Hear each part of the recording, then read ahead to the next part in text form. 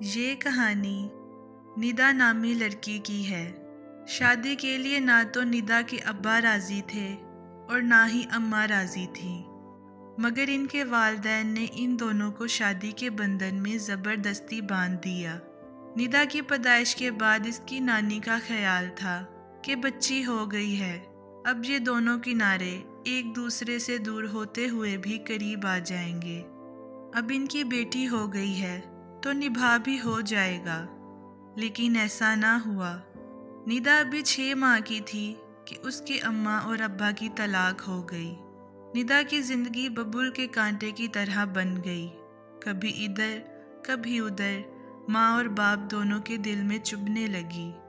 کبھی ماں کی محبت بری گود کو ترستی اور کبھی باپ کے پیار بھرے بول سننے کو ترستی۔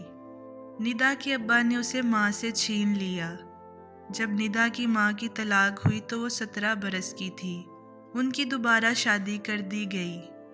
جب وہ دوسرے بچوں کو اپنی ماں سے لپٹا دیکھتی تو اس کے دل میں ایک ہوک سی پیدا ہوتی۔ وہ ادھر ادھر گلیوں میں بھٹکا کرتی، وہ رستے تلاش کرتی جن پر چل کر وہ اپنی ماں کے پاس پہنچ جائے، مگر وہ رستے اسے نہ ملے، کیونکہ وہ رستے اب کھو چکے تھے۔ اگر مل بھی جاتے تو ان پر چل نہ سکتی تھی، کیونکہ وہ اپنے ابا کے تحویل میں تھی۔ ندا کے ابا جلد ہی اس کی ذمہ داری سے گھبرا گئے۔ ایک ننھی بچی کی پرورش بن ماں کے آسان نہیں ہوتی۔ مرد کے لیے کمانا تو آسان ہوتا ہے، پر بچے پالنا مشکل ہوتا ہے۔ ندا کے ابا نے اس کی نانی سے التجا کی کہ وہ ندا کو گود لے لے۔ نانی ان کی قریبی رشتہ دار تھی اور ندا ان کی چہیتی بیٹی کی اولاد تھی، وہ کیسے انکار کر سکتی تھی؟ انہوں نے جھٹ سے حامی بھر لی۔ ندا باپ کے گھر سے نانی کے گھر آ گئی، اس شرط پر کہ وہ ندا کو اس کی ماں کے حوالے نہیں کریں گی، کیونکہ ندا کے والد نہیں چاہتے تھے کہ ان کی بیٹی سوتیلے باپ کے ٹکڑوں پر پلے۔ ندا نے پہلے ماں کی جدائی کا دکھ سہا اور اب باپ کی جدائی کا دکھ۔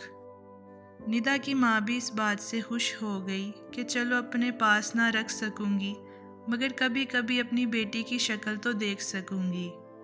ہمیشہ کی دوری سے کبھی کبھار کا ملنا پیار کو اور زیادہ کر دیتا ہے، اور یہی ہوا کہ جب بھی ندا کی ماں نانی کے گھر آتی تو ندا سے مل کر رونے لگتی، بس یہی کہتی رہتی کہ میری بیٹی مجھے دے دو۔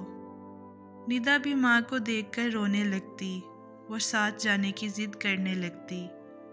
کبھی کبھار ندا کا سوتیلا باپ بھی اس کی نانی کے گھر آیا کرتا تھا اور ندا کو ساتھ لے جانے کی التجا کرتا تھا۔ آخر کار ندا اور اس کی ماں کا رونا دھونا کام آ ہی گیا اور ندا اپنی ماں کے گھر چلی گئی۔ ندا ماں کے پاس جاتے ہی اپنی نانی کا سارا پیار بھول گئی، کیونکہ ماں تو ماں ہی ہوتی ہے، ماں کا پیار سب سے جدا ہوتا ہے۔ ندا کا سوتیلا باپ کوئی خاص برا نہ تھا، وہ ندا سے پیار سے پیش آتا، اسے نرمی سے پکارتا اور اس کی ہر فرمائش کو پوری کرتا تھا۔ 13 سال تک ندا کے سوتیلے باپ نے اسے اپنی اولاد جیسے پیار کیا، لیکن جب ندا 16 سال کی ہوئی تو اس کے سوتیلے باپ کی نیت بدل گئی۔ اب اس کی نظروں میں باپ جیسی شفقت نہیں تھی، ندا کو اس کی نظروں سے خوف آنے لگا۔ ندا کی ماں نے اپنے شوہر کی بدلی ہوئی نیت کو سمجھ لیا۔ وہ دن رات بس اپنی بیٹی کی شادی کی فکر میں رہنے لگی کہ کسی طریقے وہ اپنی بیٹی کو گھر سے رخصت کرے۔ خدا کبھی کسی لڑکی سے اس کے باپ کا سایہ نہ چھینے کہ بیٹی کو اپنے باپ کی مضبوط پناہ کی ضرورت ہوتی ہے۔ ندا کی ماں روز اس کے سوتیلے باپ کو کہتی کہ بیٹی کی شادی کر دو، جوان بیٹی کو گھر بٹھا کے رکھنا ٹھیک نہیں۔ سوتیلا باپ روز روز کے تقاضے سے تنگ آ گیا۔ اس نے سوچا، جس لڑکی کا اتنے برس خرچہ اٹھایا ہے، جس پودے کو برسوں سینچا، اب اس کی چھاؤں دوسرے گھر جائے گی تو پھر مفت میں کیوں، کچھ وصول تو ہونا چاہیے۔ اس نے ندا کے لیے رشتہ تلاش کیا۔ ماں خوش ہو گئی کہ ندا بیاہی جا رہی ہے، اب وہ سکھ کی سانس لے گی۔ ندا کے سوتیلے باپ نے اس کی شادی پر خرچہ یوں ہی نہیں کیا تھا، بلکہ اس کا سودا کیا تھا۔ ندا کے نکاح کے بدلے میں اس نے موٹی رقم وصول کی تھی۔ निदा की शादी जिस शख्स से हुई उसका नाम मुराद था। ये उस शख्स की दूसरी शादी थी। पहली बीवी से उसके 6 बच्चे थे जिसको उसने अलहदा घर में रखा हुआ था। मुराद ने निदा से शादी सिर्फ इसलिए की थी कि बाद में वो इसे बेच सके। निदा ने सारी बातें सुन ली।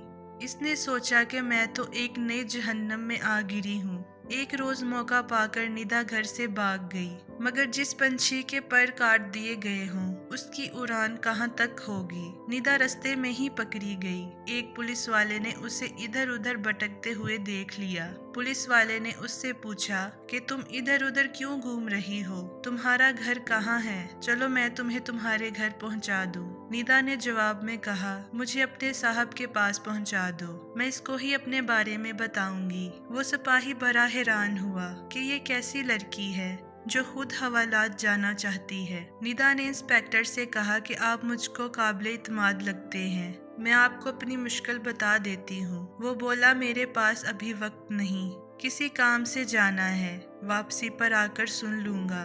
इंस्पेक्टर ने अहलकार से कहा, इसे अभी हवालात में बिठा दो। सुबह से शाम हो गई, इंस्पेक्टर वापस ना आया, लेकिन वहाँ एक उम्र रसीदा अहलकार था। उसे निदा के हाल पर तरस आ रहा था, मगर वो कुछ कर ना सकता था। उसने मौका पाकर निदा से कहा, ये मेरे दोस्त का मोबाइल फ़ोन है, इसमें एसपी साहब का नंबर है, तुम उससे बात कर लो, वो एक अच्छा इंसान है, तुम्हारी बात को गौर से सुनेगा और तुम्हारी मदद भी करेगा। इससे पहले कि इंस्पेक्टर आ जाए तुम एसपी साहब को फ़ोन कर लो। निदा ने छिपकर एसपी को कॉल की और अपनी तमाम दास्तान सुना दी। एसपी निदा की मदद के लिए फौरन थाने पहुंच गया। इसने निदा से पूछा, बेटी अब तुम कहाँ जाना चाहती हो, अपने किसी काबिल एतमाद रिश्तेदार के बारे में बताओ। निदा ये बात सुनकर सोच में गुम हो गई। वो सोचने लगी कि उसका अपना है ही कौन, बाप है तो सही, मगर उनको कहाँ पता कि उनकी बेटी किस हाल में है।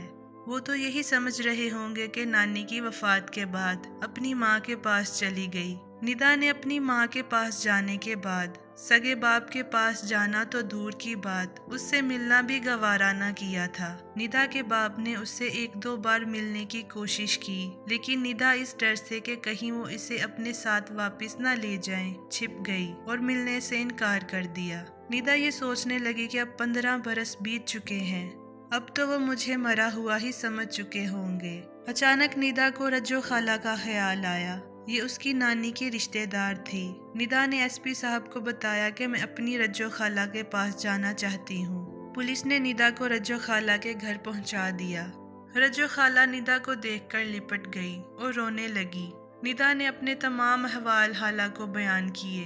अगरचे इनके माली हालात बहुत ख़राब थे, फिर भी इन्होंने निदा को रख लिया। हाला के भाई वकील थे। इन्होंने निदा का केस अपने भाई को बताया और अपने भाई की मदद से निदा की खुला करवा दी। यहाँ चाहे खाने को कम था, लेकिन यहाँ इंसानियत, शराफत और मोहब्बत थी।